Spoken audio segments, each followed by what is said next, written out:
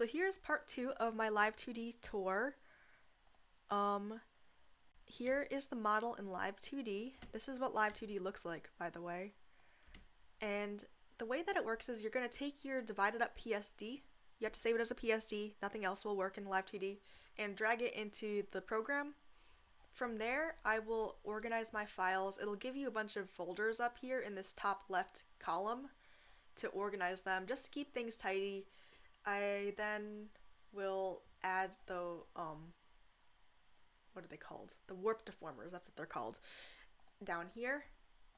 And basically the way that it works is you have to rig your art in order to use it as a posable model. It's a lot like 3D animation, so if you have any experience with animation, be it 2D or 3D, I'm sure that you will get the hang of this program much faster than I did, because I have no background whatsoever in that.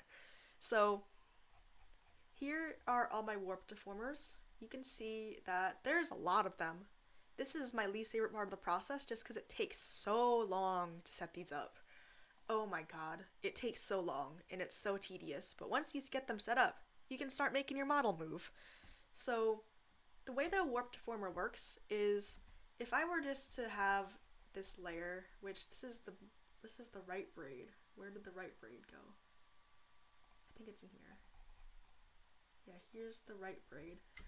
If I were to try to move this, right now it's just sort of, it's set up with some mesh. So if I wanted to move it, it'd be very hard to try to get a very wide range of movement with this because it's just mesh. I can do this, but I can't like make it curve or anything. That would be very difficult because it's not set up to do that. But with the warp deformer on, it becomes a lot easier to just take it, not do that, and warp it to move however you want it to. There's two types of warp deformers. There's the regular one and there's also a rotation deformer, which lets you do this. Lets you rotate stuff, as you may have expected. So once you get this set up, there's a large variety of guides. I'm not even going to try to explain how I did this because I don't even know myself. And I think that if I tried to explain my thought process here, you'd all just end up very confused and lost because I don't even know what's going on here either. So I'm just gonna skip that. You can see them all over here.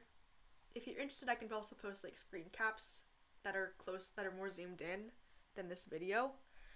I would not suggest using my organization system though, because it's a mess. So next up on this tour is going to be the parameters, the movement parameters, which is going to be this middle column at the very bottom.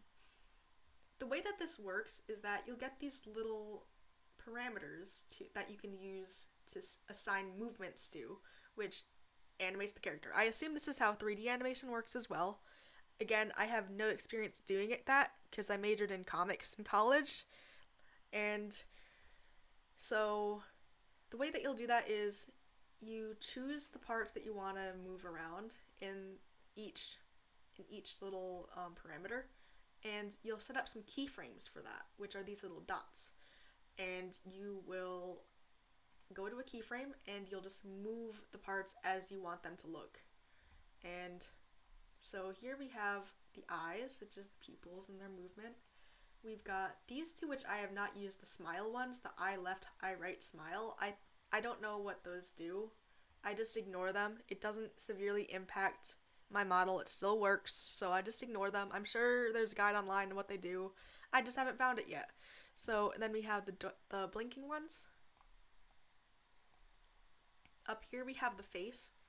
Angle X basically just determines looking around. And as you can see, I have these two actually linked. If I were to unlink them and unlink these, angle X is just from left to right movement, while angle Y is up and down. But since they're linked, I can sort of move those around together, which makes for a much smoother transition and much smoother animation, I guess. Angle Z is from left to right, like that. And then here we have the mouth forms. This looks very complicated. It took me a long time to figure out and to actually do, but it's just how the mouth moves. I don't know how it works with face rig, but it does, so I'm not complaining. But yeah, there's the mouth. I have not set up cheek. I don't know what cheek does. It does not impact the model though, so I'm going to ignore it. Same thing with brows. I haven't set brows up yet because I don't really do much. It doesn't really need the brows because my model has very simplified, just little dot brows. It's not like they're necessary to rig, so I'm gonna do that later. For body, it's basically the same thing as the head, where we have the direction that the body's facing. This is very bad animation here because I don't know what I'm doing. This is my first attempt. And then we have body Z, which is left to right, and then the breathing animation as well. Then here we have hair. I don't know how this plays in with the face rig program that I use, but it's there. It's just there. I set it up. Looks sort of cool. And that's all I have set up. Ears is something that I'm still figuring it out. I'm still figuring that out. And it's going. Sure it's going. I don't know what I'm doing, but that's okay. So that's pretty much it.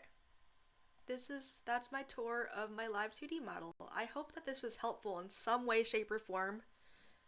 And if you have any questions, feel free to let me know. I'm not sure how well I can answer them because I'm still relatively new to this program.